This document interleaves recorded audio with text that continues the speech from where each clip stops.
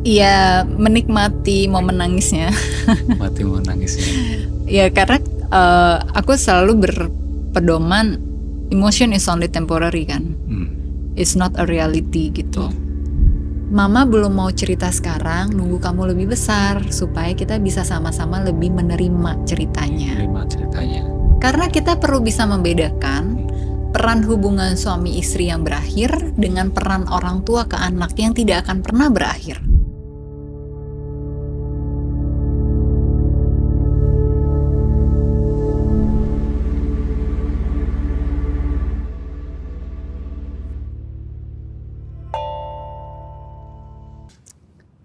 Hai semuanya, kembali lagi di podcast Pulih dan Selaras bareng saya Aji Santoso Putro. Dan kali ini teman ngobrol saya adalah teman lama saya, yaitu Samantha Elsen. Hai. Terima kasih ya Sam ya. Thank you udah diundang. mau untuk ngobrol di sini. Belum sih, baru mulai sih. Kan sebelumnya kan aku diundang ke podcastmu. Ya kan, nggak tahu yang mana dulu nanti lebih dulu tayang ya. Ya pokoknya stay tune aja. Ya, jadi buat teman-teman yang nonton ini juga nonton podcastnya Samantha ya. Sama-sama. Di mana? Akun Di YouTube-mu? akunku YouTube. Ya, Samantha Elsener. Samantha Elsener ya. Oke. Ini buat teman-teman, tapi aku rasa teman-teman udah tahu sih. Samantha ini kan psikolog Psikolog. klinis. Ya pendidikannya klinis ya. Oh. Tapi sekarang kan dianggap semuanya psikolog umum. Iya. Oke, nggak usah ngomongin konteks itu ya kelihatannya. Jadi kita ikuti undang-undangnya. Iya, gitu aja lah ya. Ya.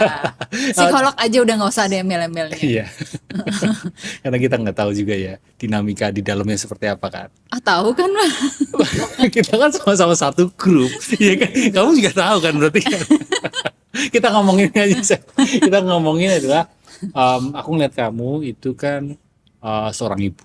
Ya kan? Nah, aku sebagai laki-laki kan nggak tahu, kepengen belajar seorang ibu itu seperti apa, perempuan seperti apa. Nah, seorang ibu itu mestinya ada fase-fase dia mengalami capek, ya kan? Nah, Setiap hari kayaknya. setiap hari capek. Nah, gimana seorang ibu tahu dia itu beneran capeknya itu sampai burnout, atau dia ya capeknya masih di level wajar gitu.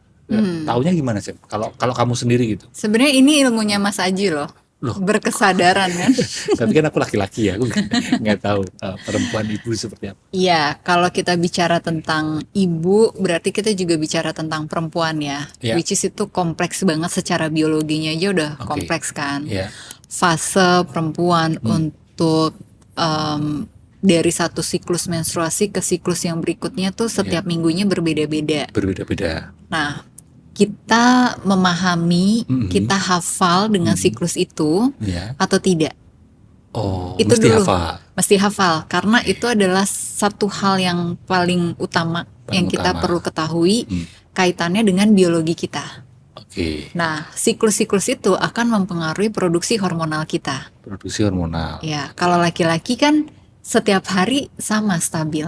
Oke. Kalau perempuan per minggunya berubah. Bisa berubah-ubah. Ya. Sesuai siklus menstruasi tadi. Ya, sesuai perubahannya tuh fase 1, 2 sampai datang ke siklus menstruasi berikutnya kan. Jadi kalau yang lucu nih, yang paling gampang adalah ada salah satu akun, aku lupa kayaknya di Dubai deh, yang dia melambangkan perubahan siklus hormonal menstruasinya perempuan itu pakai Halan lagi main bola. Halan pemain bola Iya. itu? Apa hubungannya?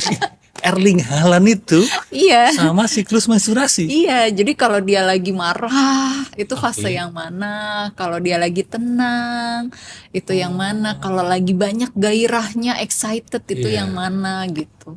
Lucu banget deh, jadi bapak-bapak jadi ngerti gitu kan, bisa memahami juga gitu. Biar mengaitkan dengan teman-teman cowok ini biar lebih paham gitu ya. Iya, karena gimana sih maksudnya jelasinnya gimana?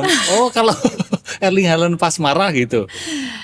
Iya, berarti perempuan kan udah mendekati PMS-nya. Oke. Kalau setelah selesai menstruasi, Ya. itu yang gairahnya lagi banyak Oke. gitu. Yang tenang tuh biasanya fase minggu kedua tuh setelah Oh, menstruasi itu selesai. Erling Haaland pas slow. Ya lagi gitu meditasi gitu. Iya, iya. Gitu. Kalau yang lagi Erling marah kan Haaland yang kan lehernya traveling. dipanjangin Erling gitu. Haaland kan traveling. Traveling Erling Haaland itu traveling. Traveling. Haaland. Iya. Iya kan Haaland. Iya. Iya. Halan-halan ke Iya, Maliboro. Cuk, bapak banget sih. Terus gimana sih? Ya lanjut itu tadi sih. Gitu. Ya. Jadi kalau kita paham dan kita hafal siklus kita seperti apa, Oke. berarti kita sudah punya kesadaran tentang kondisi biologis kita. Kondisi biologis. Nah, itu dulu nih. Yang berikutnya kita bisa mengetahui penyebab apa yang membuat kita merasakan apa yang kita rasakan sekarang. Misal, apa yang membuat apa yang kita rasakan sekarang? Penyebabnya berarti ya? penyebabnya Oke. nih. Misalnya, kita merasa capek. Merasa capek. Penyebabnya apa? Hmm. Capek kerja, Capek kerja. itu berarti capek fisik kan? Capek fisik.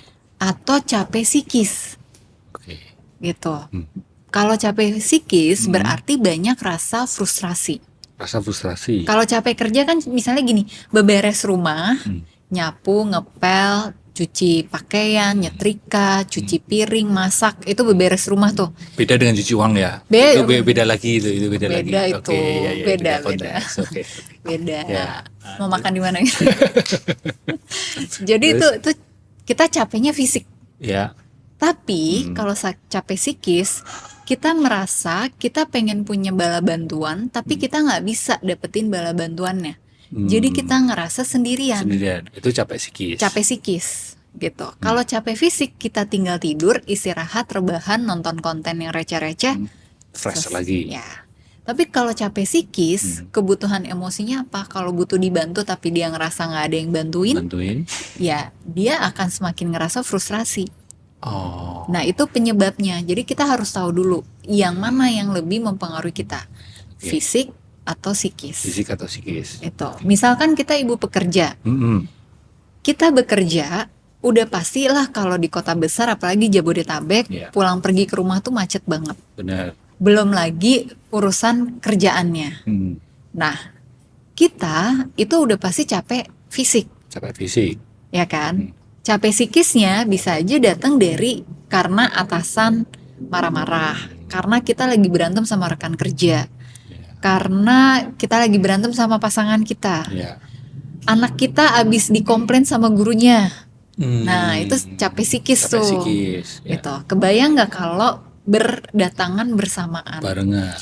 PMS, terus udah gitu atasan baru rewel, rekan kerja kayaknya lagi pada ribut sendiri, pasangan kita nggak mendukung, sibuk atau lagi berantem, teman-teman lagi sibuk dengan hidupnya masing-masing, terjadi dalam satu waktu yang bersamaan. Jadinya clash di otak kita. Jadi kayak inside out tuh. Ya kan, si marahnya gitu kan, si fear-nya juga datang, si sad-nya juga datang, dan lain sebagainya. Jadi itu bergumul dalam satu waktu gitu. Ya itu bisa jadi pecah. Itulah burnout. Gitu. Oke. Berarti cara bedainnya adalah perlu tahu dulu tentang fase menstruasi tadi, siklusnya. Ya. Bisa-bisa ketika mendekati siklusnya, maka itu berpotensi burnout. Berpotensi, tapi bukan berarti setiap bulan akan burnout. Ya, tapi berpotensi. Maksudnya berjaga-jaga ini, ini memang siklusnya mendekati waktu mens. Lalu yang kedua adalah lebih peka penyebabnya ya, antara fisik, badan, misal olahraga atau maraton atau lari gitu, nah itu fisik. Atau macet tadi. Tapi ada juga penyebab secara psikis. Itu tadi ya contoh-contohnya ya. Pikiran atau tekanan-tekanan hidup. Barulah dengan begitu lebih peka, lebih tahu. Oh ini aku cuma capek. Ya seperti sewajarnya. Atau beneran burnout. Ya, jadi gitu kalau aku membayangkannya mungkin gini, Swiss cheese. Apa? Swiss cheese. Keju Swiss. Ya, Swiss cheese. Gitu. Jadi Kan Swiss cheese itu ada bolongannya kan, ada lubang-lubangnya. Iya, Jadi kalau kayak yang di satu- kartun itu. Iya. Bayanganku Jerry, kan Tom and Jerry itu kan kejunya bolong-bolong gitu kan, saya bener ya? Memang itu Swiss cheese Iya. itu ya? Jadi kalau satu blok Swiss cheese itu kan utuh nih. Hmm, Kalau kita potong, hmm. lagi, dia nggak akan ketemu lubang yang sama. Ya, Jadi bolongnya beda-beda. Ya, satu faktor kita lagi mendekati PMS, Ya. biologis kita hormonnya lagi nggak stabil, Mhm. tapi nggak ada penyebab lainnya, nggak akan Ya. burnout kita. Oke. Nah, terus terpotong lagi, Terpotong ternyata lagi. potongan lubangnya ketemu nih yang sama. Hmm. Jadi dia layernya akan menyatu gitu ya, lubangnya tuh menyatu gitu. Hmm. Jadi kayak terowongan kan, Terowongan. gitu. Nah, jadi ketika dia ketemu ada faktor yang kedua Yang kan, lain. bisa jadi capek fisiknya Iya. gitu, belum sempet tidur, tidurnya lagi berantakan banget Hmm. dan lain sebagainya gitu ya. Nah, ini masuk yang ketiga, dia ketemu lagi nih lubangnya, Wah, nyambung lagi, nambahin tekanan jadi hidup dan lain-lain, itu yang akan membuat kondisinya jadi tambah burnout. burnout ya. Jadi kayak multiple faktor gitu ya. Ya, jadi nggak mungkin cuman satu kali kejadian, Hmm. wah capek terus kita langsung burnout. Burnout ini Nah, belum tentu gitu ya. nggak mungkin. Oke. Oke, kita ngobrolin tentang Swiss cheese tadi. Enak Kamu ya? kan pernah di Swiss kan? Iya Ya kan? orang Swiss, Orang Swiss ya. orang Swiss Jogja, Swiss itu dari orang tuamu, dari mama. mama ya. Mamamu Swiss ya. Mm-mm. Negara paling ikhlas itu. Masa? Iya, sing Swiss yo Swiss. Aduh. Ini nanti dikat aja. Sing Swiss, Siapa yo tahu Swiss. diundang dubes nanti di sini. Oh gitu ya. Fondue, makan fondue. Fondue apa lagi? Keju Itu. yang dicairkan dan dimakan bersama roti dan kentang. Oke, aku bayangin aja kelihatannya enak banget. Oh itu. iya enak. Tapi itu kejunya khusus keju Swiss. Khusus keju untuk fondue Oh, dan cuman ada di Swiss. keju khusus fondue. Iya. Kalau keju biasa gitu nggak bisa. Iya bisa, Tapi melted rasanya cheese. ya rasanya beda ya. Jadi kayak misalnya keju raclette itu juga Apa dicairkan. menah itu Sam? Keju apa Raclette. raclette? Iya, tapi Itu itu kayak beda. gimana? Beda. Jadi dia dicairinnya tuh kayak pakai alat pemanggang gitu. Ah, Di atasnya tuh panasin. batu panas. Terus bisa buat manggang steak tuh di atas. Nah, di bawahnya tuh kayak ada kecil gitu ya, kayak sekop kecil-kecil. Ah, Ada yang kalau misalnya ukurannya kecil tuh cuma 4, kalau yang ukuran alatnya besar tuh ada 8. Ini buat yang makan di rumah ya. Jadi kejunya dilelehin tuh udah berupa potongan-potongan gitu. Tapi originalnya itu kalau raclette setengah balok keju tuh yang gede hmm, itu dipanasin atasnya, dilelehin. dipanasin. Hmm. Terus nanti pas kita mau makan di seret gitu. Ditaruh di Gitu. piring yang Di sudah piring? ditaruh di piring yang sudah ada Rotinya. apapun, misalnya kayak roti, daging gitu yang kita mau makan pakai si keju itu. Biasanya sih kentang ya. Kentang, roti itu. Terus gitu, seret gitu. Nah, itu rasanya itu beda sama fondue. Kalau fondue tuh dicelupin. Jadi pakai mangkok Kayak gitu. Mangkok bowl panci gitu. Di bawahnya api. oke. Nah, kita masukin ke dalam itu nggak boleh lepas. Oh. Pakai garpu. Jadi kentang ditusukkan oleh garpu yang panjang, dimasukin, dicelupin. Ternyata kamu ahli sekali ya berkejuan ya. Kayaknya kita jadi ngomongin makanan nih. Tadi tentang perkejuan. Keju apa tadi? Fondue dan raclette. Fondue dan raclette. Menambah Bukan ilmu raket ya. Raclette kan. Iya. Ilmu pengetahuanku tentang keju ya. Nah, kalau kembali ke tadi tentang ibu ya. Kalau kamu kan single mom. Ibuku juga single mom. Jadi aku itu ngeliat, kalau aku ngeliat ibuku ya, itu gimana ya? Kan sebenarnya single mom ini tetap perlu punya ruang buat dirinya sendiri kan. Karena kan yang gimana pun juga kan secara individu sebagai ibu perlu me time. Tapi di sisi lain kalau me time, kalau kamu gitu ada rasa ngurangin waktu buat anak nggak sih? Aku pengen me time ini, tapi kok aku ada rasa bersalah ya. Kalau aku me time berarti aku ngurangin waktu buat anakku gitu.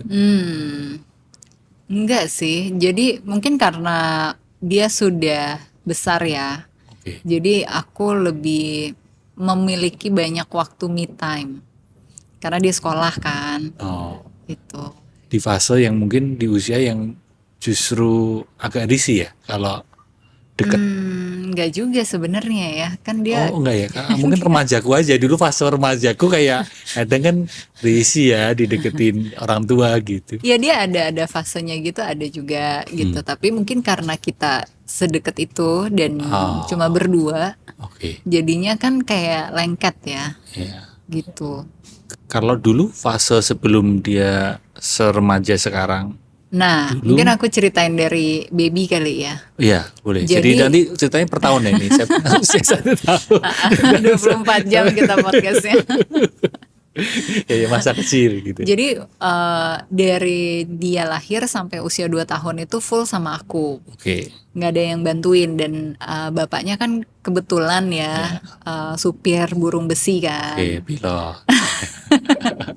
Jadi banyak pergi-pergi Iya. gitu. Nah, jadi yang aku lakukan adalah pada saat dia tidur siang ya aku ikutan tidur atau aku beberes. Oh, itu waktu buat me Waktu time. untuk me time-nya. Nah, me time-ku tuh kebetulan tidak yang heboh.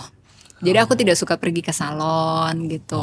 Aku sukanya tidur, baca buku, kadang-kadang pijit. Itu semua bisa dilakukan di rumah, Di rumah. gitu kan. Atau berendam gitu. Jadi intinya hal yang sangat sederhana sebenarnya. Atau misalnya sesederhana aku meditasi aja tuh juga buat aku udah cukup Me time. banget. Oke. Gitu. Nah, itu jadi curi-curi waktunya jauh lebih mudah gitu daripada aktivitas di luar rumah kan. Oke, jadi kamu perlu terampil, perlu kreatif untuk Perlu punya konsisten.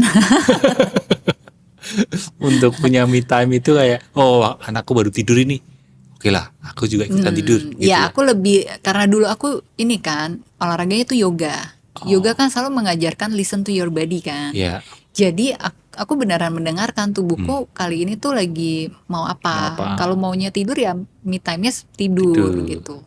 Kalau maunya jalan ya me time-nya jalan kaki, bukan jalan ke mall ya. Iya. Tapi kan ke mall juga jalan kan? Jogging di mall itu Jogging. menyehatkan loh. Tapi nggak ada. Asal tidak belanja. Masa jogging di mall gini nggak ada?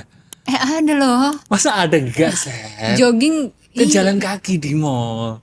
Tapi masa jogging di mall? Hey, jalannya nggak gini mas, cuma jalan cepat. Aja ya, slow jog ya, kayak yang baru tren itu kan sekarang ada slow jog. Ya kecuali ada gym di mall ya. Ya kan di dalam gymnya ya. Ya. Oh, berarti me time gitu. Me time-nya sederhana. Nah, terus dia usia 2 sampai 4 tahun tuh aku kuliah S2 sama profesi kan. Waktu dia Usia 2 sampai 4 tahun. Oh, kamu profesi? Profesi. Ambil profesi. Ngambil waktu profesi. Itu. Nah, terus gimana cara membagi waktu? Oh, jadi yang aku lakukan adalah sampai di kampus, kalau hari itu naik mobil, Iya. tidur dulu di mobil. Kalau bisa ada waktu 30 menit, ya tidur 30 menit. Kalau ada 1 jam, nyampe lebih cepat, ya 1 jam. Tapi kalau naik kereta, angkernya. Iya, anak kereta ya. Nah, itu nggak ada me time karena pasti kita nggak ada tempat buat tidur kan. Dan ketika kita nunggu di luar kelas itu ketemu sama dosen-dosen yang datangnya juga pagi. Jadilah kita tambah kuliah lagi. Tambah kuliah lagi malah. Kuliah di luar ruang di luar kelas kelas. gitu. Nah, terus pulang itu biasanya siang, sebelum profesi itu pulangnya siang. Jadi sampai rumah juga belum terlalu sore. Sore. Itu bisa ikut dia tidur siang. Atau ya udah main sama dia dan lain sebagainya. Dia udah tidur malam, biasanya tidurnya lebih cepet tuh jam 8, jam 9 udah pokoknya harus tidur. Selebihnya buat aku kan. Iya, kamu ngerjain Ya, perkuliahan. ngerjain tugas atau mau me time apa tuh di situ, di selisih waktu itu. Jadi ya kira-kira 3-4 jam lah setelah dia tidur baru aku tidur. Ya, berarti kan itu ya, kembali lagi sebagai single mom atau buat teman-teman ini yang dengerin, kita perlu kreatif, perlu lihai, perlu terampil, ngelihat. Iya, lihai. Iya, ngelihat momen ini bisa aku gunain buat me time-ku. Iya, dan fleksibel ya, perlu fleksibel ya, fleksibilitas di situ ya. Gitu. Ya, karena kalau enggak kan ada rasa, oh ini berarti kan sebenarnya waktu sebenarnya bisa buat anak, tapi kok aku pakai ya gitu loh. Ada rasa gitu nggak sih, Sam? Nah, untungnya enggak, karena begitu dia 4 tahun, dia udah mulai masuk TK, jadi 4 jam tuh dia di sekolahnya. Sekolah. Itu aku pakai untuk me time-ku. Dan sejak itu berlaku sampai sekarang. Sewaktu dia sekolah itu me time-ku. Nah, sekarang karena udah makin besar dan tidak perlu nungguin dia harus di rumah 24 jam gitu ya. Jadi kadang-kadang me time terus. Iya dong. Energinya datang dari mana kan? Ada waktu buat nge-podcast juga kan, kamu kan. Atau ya pergi sama temanku yang kerja kantoran, kalau dulu nggak bisa, sekarang jadi bisa karena nungguin mereka pulang kerja kan. Jadi di atas jam 5 sore tuh kita pergi gitu. Nggak ketemuan sama dosen yang tadi? Itu kadang-kadang aja. Di luar kuliah tadi kan. Ini masih ketemuan. Loh, aku tuh masih suka soan-soan loh, ke sepuh-sepuh loh. Iya, menurutku tuh penting juga. Iya, benar. Karena kan yang ngasih kita ilmu ya. Ilmu itu kan sesuatu yang ini ya. Yang sedih ketika mendengar kabar mereka meninggal. Dan kalau di usia, aku mau nyebut kita seusia nggak sih? Ya. Satu generasi. Dia nggak terima kalau seusia sama aku. Satu generasi kita. Emang satu generasi? Iya. Tapi kamu menjawabnya satu generasi agak ragu deh. Kan bukan tahun 70-an kan, Mas? Enggak, ya 80-an kan. Iya. Tapi kan 80-an akhir kamu. Iya, aku makanya ragu. Iya, kita tuh di tengah apa di akhir? 40 plus. Kamu emang udah 40 plus? Belum lah. Aku 25 tahun forever. Tapi aku juga kalau ditanya juga 22 terus. Ya kalau di usia kita ini udah mulai mendengar kabar dosen kita sakit bahkan meninggal. Iya. Bahkan aku akhir-akhir ini juga menyadari di WhatsApp grup teman-teman SD, SMP itu bahkan sudah ada berita-berita yang ini teman kita udah berpulang gitu. Satu kenyataan yang ternyata menua itu juga perlu mesti mendapatkan kabar seperti itu ya. Yang nggak nyaman juga sih ya di kita ya. Oke, tadi kan bicara tentang single mom ya. Nah, ketika kamu sebagai single mom, kamu kan mau nggak mau mesti mengambil keputusan buat anak di momen tertentu kan. Gimana caramu sebagai single mom bisa decide sesuatu tanpa ragu?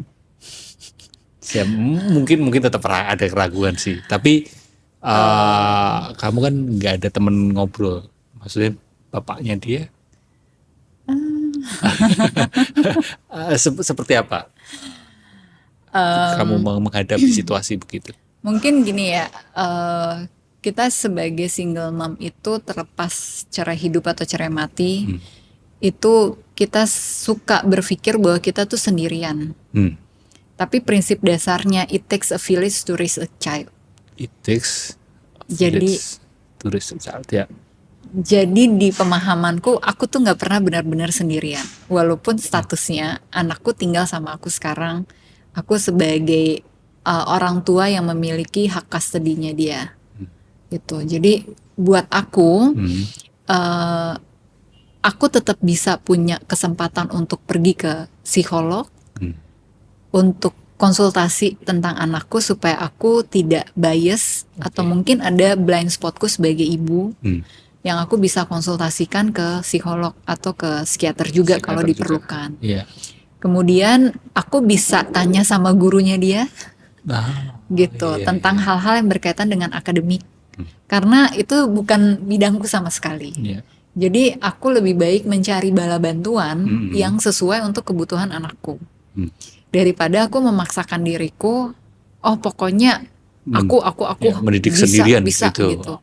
Itu kayaknya buat aku jadi kayak ada rasa marah, ada rasa menuntut diri terlalu berlebihan. Padahal kita sebagai ibu pun juga punya kapasitasnya masing-masing.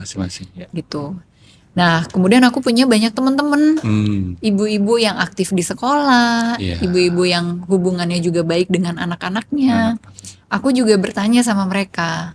Aku juga berdiskusi sama mereka. Baik yang kaitannya sama sekolah, tugas-tugas, atau ada lomba-lomba. Ya. Karena aku kan juga nggak tahu ini anak satu-satunya loh. Iya, Nggak punya pengalaman, nggak punya info sebelumnya seperti apa gitu. Jadi rasa kita saling cek dan recheck gitu ya informasi dengan ibu-ibu yang lain itu juga ngebantu aku. Kemudian dengan teman-teman yang sama-sama punya anak tapi berbeda level. Misalnya anakku kan sudah SMA, tapi teman-temanku yang lain mungkin anaknya ada yang baru SD, ada yang anaknya baru TK, atau yang anaknya udah kuliah bahkan. Di atasnya. Ya. Dari mereka semua menyaring banyak informasi, jadi belajar juga gitu. Jadi ada beberapa dari mereka yang aku juga tanya kalau aku misalnya bingung gitu. Nih kalau misalnya anak butuh bimbel tuh harus gimana ya? Mereka kan akan kasih rekomendasi juga gitu kan, pertimbangannya apa dan lain sebagainya gitu. Jadi aku memposisikan diriku sebagai orang yang open minded. Nah dengan seperti itu aku jauh lebih bisa mendapatkan banyak informasi yang relevan dengan apa yang aku butuhkan. Kalau udah galau segalau-galaunya gitu, aku tidak mengambil keputusan saat itu juga. Berarti aku fokusnya adalah aku butuh research lebih dalam lagi untuk membuat aku tidak menjadi galau. Nah, kebanyakan memang dari sebelum bercerai pun rasanya hal-hal yang kaitannya sama anakku itu memang aku yang sebagian udah ngambil keputusan. Gitu. Jadi bapaknya kayak tinggal ya udahlah. Ada gitu. Tapi ada beberapa hal yang memang sangat membutuhkan point of view dia atau membutuhkan bantuan dia gitu. Misalnya waktu itu waktu TK ada selisih paham gitu ya. Nah, bapaknya yang maju gitu. Akunya bantuin aja. Pokoknya kamu harus ngomongnya gini-gini ya. Kamu yang maju. Gitu. Jadi ya karena biar bagaimanapun juga kayaknya kalau bapak-bapak yang maju tuh lebih dilihat kita serius gitu ya daripada ibu-ibu yang maju gitu kan. Gitu ya. Gitu. Jadi kalau misalkan nggak bisa gitu dalam kondisi kita sekarang ya mungkin bisa kakeknya kalau masih ada atau punya om atau enggak gitu. Atau kalau misalnya nggak ada juga laki-laki di keluarga yang bisa diandalkan, mungkin bisa minta bantuan sama temen kita gitu yang laki-laki gitu kan. Ya kita tahu lah ya maksudnya batasan-batasannya harus gimana gitu kan. Akan jauh lebih baik kalau kita juga kenal sama keluarganya gitu loh. Misalnya keluarga si teman laki-laki kita ini. Dan sebatas bantuannya tuh untuk apa aja gitu kan. Kalau misalnya memang benar-benar dibutuhkan. Gitu. Kalau misalnya enggak ya udah gitu kita maju sendiri itu juga nggak apa-apa gitu. Cuman kan kitanya mungkin lebih banyak rasa insecure gitu ya dengan pakem-pakem yang udah ada di sosial kita. Kayaknya kok aku sendiri, kok kayaknya aku melawan arus sosial seperti ini dan lain sebagainya, bikin kita jadi bingung sebenarnya memposisikan diri kita atau peran kita tuh harus kayak gimana. Karena kan kecenderungannya kalau mengalami perpisahan gitu, terus cenderung mengisolasi diri nggak sih, langsung kayak kalau kamu kan memang sikap batinnya langsung open gitu. Aku bisa meminta bantuan ke teman, ke ini gitu. Batasannya cuman waktu itu aku nggak ceritain tentang masalah sama mantan suamiku. Sangat sedikit orang yang tahu. Tapi kalau mau tahu, kita mau ngobrolin di podcast. Tapi kan tunggu waktunya nanti. Tapi di situ kan justru kamu ngasih saran bahwa untuk mendidik anak itu bukan hanya terus ini hanya aku sendirian, tapi justru kita perlu mencari bantuan pun nggak apa-apa gitu. Bertanya pun nggak apa-apa gitu ya. Kayak misalnya gini, mengganti bolam lampu gitu. Kita bisa lakuin sendiri. Tapi ada bagian yang kita nggak bisa lakuin kalau itu jangkauannya tinggi banget kan. udah kita pakai tangga juga nggak mungkin Nggak gitu. mungkin. Ya kita panggil aja, misalnya ada satpam komplek, Oh, nggak Pak manggil tolong tadi dong. Erling Haaland. Erling Haaland. Nanti bola kamu Erling Haaland gitu. Dia Iya, serba bisa. bisa. Bisa. Lehernya tiba-tiba panjang kan. Lompat juga bisa dia. Despicable Me. Iya. Oh gitu ya, satpam gitu Ya misalnya. misalnya, Pak tolongin dong Pak gitu. Iya. Itu kan menunjukkan gotong royong kita juga ya, sesuai Iya. dengan budaya Indonesia kan. Jadi Iya. aku tidak merasa benar-benar sendiri. Itu ya mungkin masalahnya ya. Iya, kadang kan ada rasa yang aku proving something gitu, kayak aku bisa sendiri gitu. Padahal justru itu ya akan membuat burnout tadi ya mungkin ya. Terus jadi Bisa. keras ke diri sendiri gitu. Iya bisa Iya kan? jadi. Atau itu yang membuat aku juga belum nikah-nikah lagi. Iya. Bala bantuannya terlalu banyak. Belum. Kalau single mom ada rasa misalnya nih, ya, contohnya tadi kamu udah bilang juga sih anakmu mengalami masalah gitu. Kamu sebagai single mom ada rasa keras ke dirimu sendiri nggak? Nyalain dirimu sendiri? Ada momen-momennya. Ada momen-momennya. Ada kayak Kenapa? Kenapa kok seperti itu? Karena ada sudut pandang kalau single mom jadi lebih keras gitu nyalain diri sendirinya ketika anaknya baru mengalami masalah. di awal-awal ya, awal pisah, karena dia juga waktu itu ikut play terapi ya 12 sesi. Itu ada kayak ya jadi gini deh gitu, gara-gara gue ini ya egois ya, Iya, atau iya. apa gitu ya. Oke. Kok dengan kita berpisah dia jadi harus ngelewatin Ini fase ini gitu ya. kan. Terus ya yang tadinya nilai-nilai juga bagus kan karena dia ngalamin perubahan ini juga berdampak sama prestasi akademiknya kan. Iya, aku ngalamin itu dulu waktu Iya. kecil gitu. Jadi masa transisinya tuh buat dia nggak semudah itu. Nggak seperti anak yang lainnya kan. Ya gitu. Jadi itu cukup lama sih untuk bikin kondisinya stabil dan bounce back lagi tuh mungkin 2,5 tahunan ya. Nah, gimana di sisi kamunya gimana? How to cope with that situation? Ya banyak menyesali dan menangisi keputusan ya. Oh justru kamu Iya, apa yang regret aku gitu? ambil salah ya. Tapi ini kan waktu dulu udah dipikirnya what if-nya tuh banyak gitu loh. Dulu kan dipikirnya ini yang terbaik gitu. Kayaknya kok jadi gini ya, ternyata apa aku salah ya? Harusnya aku nggak gini ya. Tapi kan udah jadi bubur ya gitu. Iya udah terlanjur gitu ya. Ya, paling nangis. Oke. Nangis itu me time juga. Terus gimana caramu untuk get back, maksudnya untuk bangkit? Iya, menikmati momen nangisnya. Mati mau nangisnya. Ya karena aku selalu berpedoman emotion is only temporary kan. It's not a reality gitu. Jadi apa yang kita rasakan sekarang tidak akan bertahan selamanya. Kita akan merasakan hal itu juga. Emosi yang kita rasakan pun dalam satu hari bisa ada kurang lebih 9 perasaan yang berbeda. Pagi kita bisa ngerasa excited banget kerja, siang-siang kita tiba-tiba nangis, malam kita tiba-tiba excited lagi nonton atau apa gitu. Jadi kayaknya nggak ada yang benar-benar mutlak kalau kita ngomongin tentang emosi ya gitu. Kecuali mood itu suasana hati itu berbeda. Jadi dia lebih terukur lama dalam 1 minggu, 2 minggu suasana hatinya positif atau negatif. Nah kalau aku waktu mengalami hal itu, so far suasana hatinya tuh baik gitu. Cuman emosinya kadang-kadang mungkin ke-trigger apa. Jadi ya kok gini lagi ya, tapi udah nangis, udah dia bounce back lagi gitu. Dan aku tidak mau terlalu lama ada di fase yang apa ya, kayaknya nggak move on gitu. Jadi orang yang deket sama aku gitu, yang tahu itu punya pemikiran bahwa kesannya aku nggak moving forward, aku nggak move on dengan kondisi itu. Padahal nggak seperti itu, cuman prioritasnya aja. Jadi proses lah ya, masih berproses. Karena mau nikah kondisinya saat itu membutuhkan prioritas aku 100%. Jadi ya aku nggak mungkin memikirkan diriku. aku harus mencurahkan semuanya untuk dia.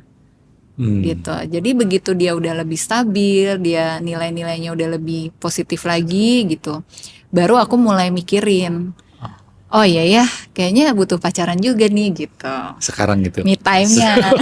Sekarang udah di masa itu ya kan. Seperti Enaknya aku ngelihat gitu di ya. sosial mediamu di Instagram kelihatan. Oh, Ya, oke. gitu.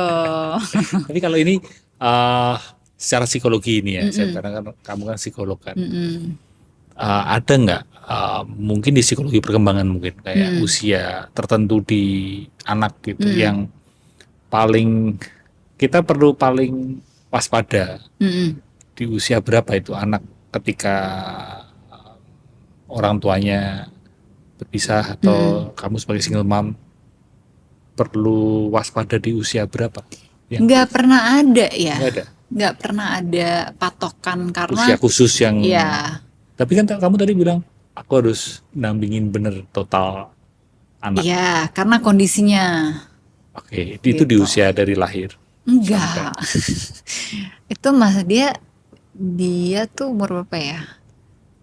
Ini 2026 kan ya? Berarti Bukan 6 Sam, ini 2030 mesin waktu ya. Dari Kira-kira kan 6 tahun yang lalu, berarti dia umur 2020. 8 Ya. ya Pandemi ya. 8 tahun lah ya. Umur 8 sampai kira-kira umur 10 tuh. Nah, Itu yang kamu merasa kamu total di situ. ya gitu. Terus mulai umur 11 tuh dia udah mulai Lebih bisa. lebih stabil gitu, lebih apa ya, percakapannya tuh muncul dari dia dulu gitu. Nah, kalau secara usia dari teori perkembangan umur berapa sih gitu ya? Misalnya gini, anak yang belum sampai 1 tahun orang tuanya meninggal atau bercerai, Ya, dia nggak tahu apa-apa dia nggak tahu apa-apa ya. karena dia tidak merasakan ada Adanya sosoknya, sosok itu. terus hilang sosoknya, memorinya tidak sebanyak itu. Ya. Jadi kalau dia merasakan kehilangan atau apa, biasanya adalah dari cerita gitu. Cerita orang-orang di sekitarnya Iya. yang menceritakan si sosok ini, Si sosok yang bapak atau hilang ibu itu, gitu ya. kan. Kalau dia antara 3 sampai 5 atau 6 tahun gitu, dia udah punya memorinya. Tapi Itu, dia belum ya, paham belum paham. gitu. Jadi kalau misalkan orang tuanya salah satu meninggal, kita bilang, oh ya dia meninggal. Apa itu meninggal? Dia belum tahu ya. Dia nggak tahu meninggal itu apa. Kalau kita bilang mesinnya mati, nih, Penjelasannya ada emang ada yang menjelaskan gitu. bener, itu direkomendasikan. Oh gitu. Mesinnya Kalau- mati. Jadi misalnya gini, Jadi- kita nyalain mobil, Bentar, sorry. Masa ini ada anak kecil ini Iya. belum paham meninggal. Terus kita sebagai kita orang yang udah dewasa analogikan, itu mesinnya mati. iya. Jadi misalnya mobil atau motor kita nyalain, Iya, terus kita matiin mesinnya. bener. Ini meninggal tuh gini nih, mati. Organ tubuhnya udah nggak bisa berfungsi, gitu. Iya. Gitu. Organ tubuhnya tidak berfungsi. Iya, iya. Jangan dibilang dia ke surga. Oh, nggak ada konsep seperti itu ya buat mereka. Dia Ya? nggak ngerti surga itu di mana.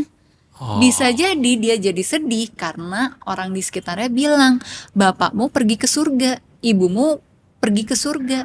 Surga teh di mana? oh. Gak ada yang tahu. Sehingga penjelasan kalau Abstrak dari banget sisi surga, psikologi gitu. justru disaranin mesinnya mati. Mesinnya gitu. mati, organ tubuhnya udah tidak berfungsi. Itu buat anak lebih bisa diterima ya. Iya. Aku baru tahu. Nah, Sam. kalau cerai, Nah, itu gimana? gitu. Mesinnya pisah. Apa? Penjelasannya apa kalau anak-anak? Kalau cerai, bapak ibu udah tidak tinggal satu rumah lagi. Oke. Tapi kita selalu sayang sama kamu, kita selalu ada buat kamu. Tapi kita udah nggak satu rumah. Kalau dia nanya kenapa nggak satu rumah? Ya, biasanya anak kecil kan gitu, Iya. muncul pertanyaan lagi. Iya. Nah, Kamu segitu penasarannya ya? iya. Iya. Apalagi yang kamu penasaran? Digali, ditanya balik ke anaknya. Oh. Gitu. Jangan kita jadi kikuk. "Hah, aduh gimana ya? kan nggak mungkin gue bilang bapak lu selingkuh gitu kan, nggak mungkin kan. Bingung juga, selingkuh Ya. apa? Kalau selingkuh itu mesinnya apa ya? Nggak bisa kan. Bisa. Apalagi kalau yang di penjara. Oh iya, Nah, benar. itu beda lagi Itu tuh lagi penjelasannya gitu. ya. Wajib militer apa? Iya, biasanya gitu ya penjelasannya, membuat anak dengan bahasa anak biar lebih mudah dipahami anak gitu. Iya gitu. Jadi jangan kita fokus, oh kita harus jelasin, kita harus kasih tahu dosa-dosanya. Nggak usah gitu. Iya. Ada juga kalau misalnya udah di atas 6 tahun, dia cara berpikirnya kan udah lebih bisa yang konkret ya. Iya. Jadi kita mau kasih tahu misalkan gini, meninggal itu artinya ya tubuhnya udah nggak berfungsi. Kalau di ajaran agama sesuai agama kita jelasin lagi, Jelasin dia lagi. udah lebih bisa terima. Kalau umur 6 tahun. 6 tahun ke atas tuh. Ya. Kalau yang udah remaja kita bilang iya dia sudah selesai tugasnya di dunia, ya udah ngerti karena udah bisa berpikir abstrak kan gitu. Kalau ini Sam ada ini pro kontra sih. Tapi kelihatannya gini. Situasinya adalah single mom, bercerai, ke anak yang udah usia 6 tahun ke atas, si ibu ini punya hak untuk menjelek-jelekin mantan suaminya di anaknya. Semua orang tua sebetulnya tidak punya hak untuk menjelekkan si mantannya. Kenyataannya banyak banget. Banyak banget ke anaknya lo ya. Ke anaknya. Ngomong ke anaknya. Ya, Oh, Nah, bapakmu, iya. atau pokoknya mantanku. ya kita perlu bisa membedakan 3 hal: 3. realita atau fakta, asumsi dan opini. Oke. Gitu. Jadi biasakan bicara sama anak, kalau kita mau ngomongin fakta, kita harus bilang, faktanya saat itu bapakmu nyakitin mama, tapi bukan berarti kamu jadi harus benci sama bapakmu. Enggak, bapakmu sayang sama kamu. Tapi dalam hubungan orang dewasa, dia porsinya lagi nyakitin mama. Itu fakta. Iya. Kalau opini, kita beropini kan, kita berpikir atau kita merasa, Beranggapan ya. beranggapan hanya subjektivitas kita saja. Oke. Ya menurut aku sih dia nyakitin aku banget. Aku nggak suka dengan cara dia, Oke. gitu. Itu disampaikan ke anak. Kalau opini, Tapi harus dibilang kan, itu opini. itu opini. Tapi dia sama orang lain, nah ini masuk asumsi ya. Bisa jadi dia sama orang lain hidupnya lebih bahagia, mereka lebih cocok. Itu asumsi udah. Asumsi, gitu. Itu disampaikan Seringnya juga ke anak, asumsi. tergantung usianya. Oh gitu. Ya, Kalau 10 ke atas gitu nggak apa-apa disampaikan. ya ketika anak udah siap sih. Ketika Sebenarnya. anak udah siap ya. Jadi kita juga bisa setting ya. Kalau misalnya beberapa orang tua yang datang ke aku konseling tentang masalah perceraian ini, aku selalu bilangnya kita memastikan dulu orang tua tuh bisa co-parenting tanpa mereka tahu sebenarnya masalah utamanya dalam pernikahan tuh apa. Co-parenting Co-parenting adalah tetap mengasuh bersama-sama, ada pembagiannya bareng-bareng. ya. Nah, kalau misalkan kita sakit hati, ya kita harus nyelesain si rasa sakit hatinya. Jangan sampai kita menularkan itu ke anak. Di sisi emosinya ya. Ya. Nah, jadi orang tuanya yang harus healing nih dari sisi lukanya dia gitu ya. Oke. Nah, kemudian kalau misalkan nanti sudah besar, mereka punya aturan, Iya. umur 17 tahun deh, yang anak sudah bisa berpikir dewasa gitu. Iya. Kita baru kasih tahu. Ada juga yang nggak mau kasih tahu sama sekali kan, Iya. gitu. Iya. Itu nggak apa-apa, tapi kita ngomongnya yang bener, jangan bohong. Oh. Menurut mama, lebih baik kamu nggak tahu, karena mama nggak pengen kamu jadi ikutan sebel kalau kamu tahu. Oh, oke. Itu jujur loh, Jujur. gitu. Jangan bilang bapakmu keluar kota nggak balik lagi, jangan bilang gitu. Ketemu di mall gimana? Iya. Tapi dulu waktu aku kecil, aku itu seingatku ya, aku diminta sama mamaku kalau ditanya pihak sekolah, maksudnya lingkungan sekolah lah, guru atau temenku, Iya. aku diminta bilang bapakku keluar kota. Nah itu juga dulu masa kecilku penuh kebingungan sih. Aku jadi cowok bingung waktu kecil. Bingung aku ya kan. Iya. Jadinya ya gitu. Aku kan ya namanya anak ya. Jadi Iya. ngikut aja, manut aja gitu. Ya, Iya, itu nggak apa-apa kalau disuruh menyampaikan ke Ya, ke pihak orang luar lain. gitu, eksternal ya. Ya, karena kan ada banyak faktor sebenarnya. Kalau Ya. dari pengalamanku, ibu-ibu tuh males ditanyain gitu. Karena ditanyain tuh berarti membuka luka kan. Ya, dan itu nggak nyaman banget sih. Ya, kemudian ada banyak hal juga yang masih terjadi nih di lingkungan kita di Indonesia yang aduh mohon maaf nih ya, budayanya itu suka ngurusin urusan orang. Iya sih. Jadi anak-anak ini taunya dari guru. Ya, malah justru Gitu. guru dari orang tua murid lain gitu-gitu Ya, kan. gitu loh. Jadi kan itu cross the boundaries sebenarnya ya, gitu kan. Nah, anaknya di rumah nggak kenapa-napa, tiba-tiba dia tahu dari guru, tapi dia mau counter ibunya di rumah juga dia nggak berani kan. Iya, Ya, akhirnya kan bingung anaknya. ke ini ya, faktor psikologis anak Ya, kena juga gitu. ya. Jadi gurunya, aku banyak kasus guru-gurunya yang bilang, kamu nggak tahu ya, selama ini kamu dibohongin mama kamu. Wah, gurunya bilang gitu? Ada, gitu. Anaknya cerita. Pelenger gitu itu ya, ngomong gitu maksudnya. Ya, ngomong gitu. gitu. Kamu harus tahu ya, orang tua kamu tuh bercerai, bukan papa kamu ninggalin kamu di Ada luar gitu kota. guru kayak gitu? Ada. Wow. Gitu. Iya, Berarti kan iya. si guru ini punya data kakak Iya, iya. yang dia baca kan. Sementara kakak itu kan sebenarnya porsinya adalah dimiliki oleh administrasi sekolah aja, tidak sampai dimiliki oleh guru. Tapi aku nggak tahu ya, correct me if I'm wrong. Mungkin Iya, ada sekolah-sekolah yang memperbolehkan atau gimana, Iya. gitu. Jadi kredibilitas profesionalismenya guru juga menurutku jadi tidak elok ya. Mungkin maksudnya baik. Ya, karena meskipun tahu, aku rasa ketika difilter dengan empati, harusnya nggak keluar lah, harusnya kan nggak ngomong gitu. Ya. Iya. Bahkan ada yang taunya pada saat ada pertemuan orang tua dan guru, ibunya ngasih tahu gitu. Oke. Ya, saya baru saja bercerai, tapi anak-anak belum tahu. Iya. Dia dipakai di kelas. Ada yang kasusnya kayak gitu juga. Jadi Jadi berempati ya harusnya. ya akhirnya ibu-ibu jadi males Iya. gitu. Udah nggak mau ini gitu. Oke. Oke. Nah, itu yang kita perlu jaga. Jadi menurutku cara terbaik adalah berbicara jujur dengan asertif. Dengan asertif ya. Nah, itu salah satu contohnya, aku ulangin lagi ya Mas ya. Iya. Biar ingat nih Iya. ibu-ibu. Iya, perlu. Mama belum siap untuk cerita karena mama kalau cerita nanti masih sedih. Satu. Contoh yang kedua. Mama belum mau cerita sekarang, nunggu kamu lebih besar supaya kita bisa sama-sama lebih menerima ceritanya. Menerima ceritanya. Yang ketiga, aku nggak pengen cerita karena kalau aku cerita, aku khawatir kamu jadi ikutan sebel. Tapi kalau kamu pengen bertanya, boleh, kamu mau tanya apa? Aku jawab sebisaku yang menurutku ini adalah jawaban yang aman untuk umurmu sekarang. Gitu.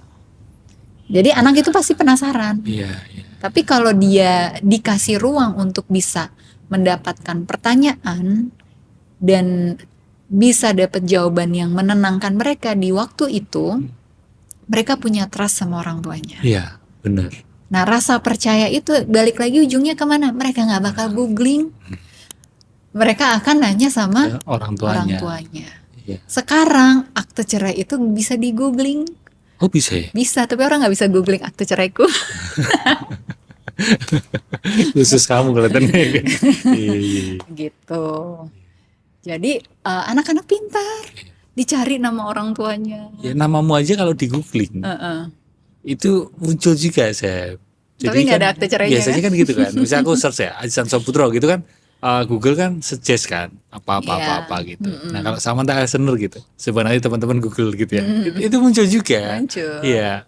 Tapi nggak tahu kalau diklik bakalan seperti apa munculnya. Tapi Iya. nggak ketahuan lah ya. Jadi masih penasaran kan mantan suaminya mana? Netizen pada penasaran soalnya. Kalau ditulis gitu, Samantha Elsener, mantan suami, Iya. suami baru. Kepo sekali netizen ini ya. Nah, kalau tadi sebagai single mom ya, aku ngalamin ini.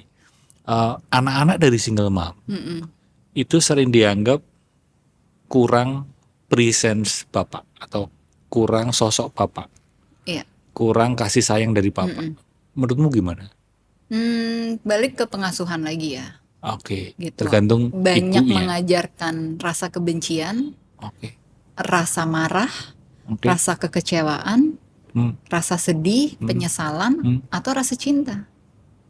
Rasa cinta. Ngajarinnya gimana rasa cinta? Karena kita perlu bisa membedakan peran hubungan suami istri yang berakhir dengan peran orang tua ke anak yang tidak akan pernah berakhir. Good point. Itu dua hal yang berbeda. Itu. Jadi bapak-bapak jangan sampai Anda zolim sama anak-anak. Itu di base cut ya, itu bagus banget itu. Cocok banget itu ya kan. Bener-bener. Penuhi kewajiban Iya. Anda sebagai bapaknya. Mau Anda benci, Anda gagal move on, Anda harus memenuhi kewajiban ayah ke anak. Ke anak. Titik. Iya, meskipun mungkin relasi dengan istri, Mantan istri. mantan istri, Iya. mantan istrinya nggak baik, tapi kalau sama anak perlu dijaga, Perlu dijaga. sebaik mungkin. Dan istri-istri baru dari para duda, Iya, iya, iya. para duren, Iya. Apa pesanmu, Sam? harus mendukung bapaknya untuk tidak zolim sama anak-anaknya. Karena itu pertanggungjawabannya akhirat. Iya. Jadi kalau ada istri baru yang membisikkan ke si bapak ini, udah ngapain sih? Duitnya dikirim ke sana terus. Loh, anaknya ada dari sebelum ada istri baru. Iya, iya, iya. Atau misalkan, kamu ngapain ketemu sama anakmu setiap weekend? Aku nggak dapat waktu kamu setiap weekend. Anaknya sudah lahir sebelum bapaknya menikah. Iya. Lain ceritanya kalau ada yang lain-lainnya. Iya, iya. Tapi ada yang sampai setega itu ya. Ada. Dan para istri-istri, para ibu-ibu, apa yang membuat Anda sampai melarang anakmu ketemu dengan bapaknya? Ini dari sisi Ibu. ya. Ya, biasanya kalau Mungkin kebencian kan, ada rasa benci sama Bisa. mantan suami kan. bisa. Jadi dijadiin mainan anaknya. Oh jangan bertemu dengan Nah, anaknya pokoknya bapakmu. belajar politik dari kecil. Iya, iya, iya. Ada yang dimasukin mobil, dan dalam mobil teriak-teriak marahin. Karena dalam mobil loh mas, kebayang nggak? Yang tahu berarti cuma ibu dan anaknya. Ya. Keluarga lain nggak ada yang tahu kan? Iya. Nggak ada saksi mata itu. Di brainwash gitu. Hmm. Bapakmu itu jahat banget gitu. Karena apa? Baru tahu bapaknya menikah lagi, padahal udah cerainya 10 tahun Tahu. gitu. Ya udah nggak ada Ya. urusan kan sebenarnya. Iya, padahal si anak pun juga punya hak, punya kebutuhan untuk bertemu bapaknya ya. Benar. Bapaknya juga punya hak dan kewajiban untuk Iya, ketemu anaknya. iya. Tapi kalau alasannya bapaknya toksik, Hmm. misalnya banyak melakukan kejahatan gitu Nah, ya. itu beda persoalan. Itu beda persoalan. Beda persoalannya. Bapaknya tidak stabil secara mental. Iya. Bapaknya setiap kali punya waktu ketemu sama anaknya yang dibahas adalah masa lalu. Belum terima. Mama kamu nih yang minta-minta cerai, aku ditinggalin. Nah, itu Gitu. beda persoalan. Nah, itu beda persoalan. Tapi kalau konteksnya tadi gara-gara keinginannya si mantan ini sendiri atau gara-gara dihalang-halangin sama istri barunya, nah itu ya keliru Itu lah ya. nggak baik Nggak gitu. baik. Oke. Jadi kompleksitasnya ada di situ. Selama kita memberi ruang buat anak-anak Untuk bisa bertemu dengan bapaknya. dan kualitas pertemuannya baik, Iya. anak-anak tuh tetap akan menjadi anak-anak yang baik, yang sehat mental lah gitu. Mereka tidak akan jadi bingung dengan dinamika si keluarga nih gimana. Ya, bahkan ada temanku itu yang suami istri, mereka punya anak. Aku mengenal waktu anaknya masih kecil, masih rukun mereka. Terus akhirnya memutuskan dengan sadar, dengan dewasa untuk udahan, bercerai. Terus si temanku ini cowok-cewek ini kan, si cowok punya istri, si cewek juga punya suami lagi. Dan mereka bisa liburan bareng. Jadi akhirnya si cowok, temanku cowok ini kan punya istri lagi.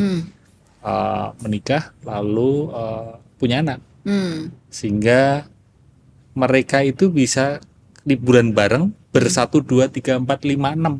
Sama pasangannya juga. Pasangannya. Iya, Dan iya. ketika si cowok ini main ke kota si mantan istrinya, itu ya masih tidur di rumahnya. Jadi serukun Gading itu. Martin ya. Oh iya mungkin gitu ya. Jadi kayak lebih menerima gitu, bahkan ibunya atau orang tuanya si Ya. cewek ini juga nerima aja dengan Desta juga mantan. gitu kan. Ya jadi lebih ada kesadaran secara dewasa mungkin Betul, ya kayak ya. betul. Dan ini yang masih kurang lah ya di. Iya, saya sih nggak masalah ya, asal udah move on. Oke, Sam, ini last question. Iya. Kembali ke satu hal yang kita omongin tadi tentang single mom. Kamu sebagai psikolog, dan aku rasa setelah obrolan ini aku merasa gini, Sam, kamu itu sebenarnya sangat cocok buat teman-teman yang membutuhkan bantuan konseling di bidang perpisahan ya, entah itu perpisahan pacaran, patah hati, atau perpisahan pernikahan. Kan karena kamu ngalamin sehingga ilmu itu tidak hanya secara teori gitu. Jadi Empatinya berasa iya, gitu ya. aku rasa teman-teman perlu kalau mengalami perpisahan dalam berbagai bentuk bisa. Ya, ngobrol konseling sama persiapan pernikahan juga bisa. Iya sih. Kan sedang mengalami. Iya, oke, iya. Sama siapa Iya. ya? Tunggu undangannya. Yang gitu kan inisialnya apa sih kemarin? Relationship juga bisa gitu. Tapi bisa. obrolan ini kan aku ngelihat oh memang Sam itu di situ karena kamu ngalamin gitu. Dan last question, apa hal mendasar yang mungkin kamu sebagai psikolog dan bukan mungkin sih, kamu sebagai psikolog dan kamu sebagai single mom, apa hal mendasar yang kamu bisa sarankan ke teman-teman yang nonton yang perlu dilakukan single mom itu apa sih? Termasuk dalam parenting ya? Apa hal mendasar yang mesti diketahui single mom? Memaafkan diri sendiri. Wah, pertama aja udah berat itu ya, Seb ya. Memaafkan diri sendiri. Memaafkan diri sendiri. Atas apapun. Karena gini, hal yang paling susah kita lakukan dalam hidup adalah memaafkan diri kita. Bener banget. Gitu. Dan kalau kita nggak bisa memaafkan diri kita juga jadi sulit memaafkan mantan pasangan kita. Gitu. Jadi apapun dinamika dalam pernikahan yang tidak berlangsung lama, jodohnya cuma sampai di situ, kita harus bisa paham bahwa perceraian adalah untuk menghentikan saling menyakiti kan. Nah, tapi gimana kita bisa dapet intisari dari berhenti saling menyakiti kalau kita juga nggak bisa memaafkan diri kita? Iya sih, kuncinya di situ ya. Gitu. Justru karena kita memaafkan diri kita, mungkin aku dulu salah pilih pasangan. Ada kan terbesit kayak gitu? Iya, pasti ada penyesalan seperti itu kan. Mungkin kalau dulu aku nikahnya sama si ini, aku nggak akan jadi begini. Iya, seandainya. Seandainya. Jadi ketika kita memaafkan diri kita berarti memaafkan bagian dari kita mulai ngambil keputusan menerima pinangan si laki-laki itu. Dari kita mulai melanjutkan perjalanan persiapan pernikahannya. Ada di dalam pernikahannya sampai akhirnya kita memberanikan diri kita untuk udah deh pokoknya kita pisah aja. Itu semua bukan suatu kegagalan dalam kehidupan. Itu hanya satu bagian kecil dalam kehidupan kita. Dan kita perlu memahami bahwa perceraian itu berarti kita punya harapan baru. Punya harapan baru. Harapan barunya bukan berarti kita bakal ketemu pasangan baru. Tapi harapan barunya kita punya kehidupan baru. Kitanya dulu nih. Apa? Belajar self love, belajar self appreciation, meningkatkan self esteem, self worth-nya kita. Bagaimana kita melihat diri kita, self image-nya kita. Itu harapan baru juga kan? Menyenangkan diri kita tuh seperti apa? Membangun diri kita punya kekuatan energi yang baru yang nanti kita bagiin ke anak-anak. Masalah nanti kita berkeluarga lagi atau kita dapet jodoh yang lebih baik lagi atau kayak gimana, itu adalah bonus dalam kehidupan. Tapi membuat kita bersikap terbuka dulu. Jangan sampai gitu. Kita fokusnya lagi-lagi nih, harapan baru yang dimaksud adalah menikah. Pasangan dan menikah lagi gitu. Maunya itu pokoknya yang harus begini. Ntar dulu jangan-jangan apa ya? Ini kisah ya. Jangan-jangan secara DNA kita itu udah terkode gitu ya, terpola akan ketemu pasangan yang gimana? Yang gimana? Iya, karakternya mirip. Oh iya. Gitu. Nah kita siap nggak? Repeat the pattern ya? Iya, gitu. Mengulang pola itu. Misal gitu, isu pernikahannya yang sebelumnya adalah isu finansial. Terus kita yang banyak mengeluarkan duit. Nanti kalau kita buru-buru menikah lagi, karena kita berpedoman, oh bercerai berarti harapan baru, cari pasangan baru Pasangan aja baru. lagi. Kita pikir dia orang kaya, ya kan? Betul aja Tapi begitu keulang. kita nikah dia bangkrut gimana? Iya. Berarti kan mengulang lagi polanya Mengulang. kan, Iya. gitu. Harapan baru itu kita membangun hidup kita lagi. Nah, Itu ya pondasinya di situ ya. fondasinya di situ. Baru kalau kita udah bisa naikin diri kita secara frekuensi energi kah, secara self esteem kah gitu. Nanti kita akan ketemu gitu dengan pola yang lebih indah. Baru lagi. Jadi Pola kalaupun kita ketemunya misalnya pasangannya juga bukan yang tipe kaya banget gitu ya, tapi dapatnya yang halal. Iya. Tapi dapatnya orang yang mampu menyelesaikan masalah-masalah ekonomi. Jadi kalau misalnya bisnisnya nggak jalan, dia nggak down, dia nggak jadi orang yang depresi, tapi dia cepat bangkit gitu. Jadi kita tidak lagi melihat pada pola yang sama, karena masalah itu pasti akan sama itu Sama, aja. itu terus, ya. Tapi cara regulasinya, cara Berbeda, copingnya itu berbeda. Itu yang akan membuat hubungan jadi lebih sehat. Oke. Itu hal mendasar yang ini ya perlu dilakukan, perlu diketahui ya. Siapa tahu dengan pola baru bisa mendapatkan Erling Haaland. Jude Bellingham aja. Oh, Jude Bellingham ya. Oke, thank you ya Sam ya. Thank you, Udah hampir di sini. Mas Terima Aji. kasih juga buat teman-teman dan ikutin obrolan kami dari awal sampai akhir. Semoga di situ kameranya. Semoga obrolan saya dengan Sam bisa membantu menyehatkan mental ya. Sampai ketemu di episode selanjutnya. Dah. Dah.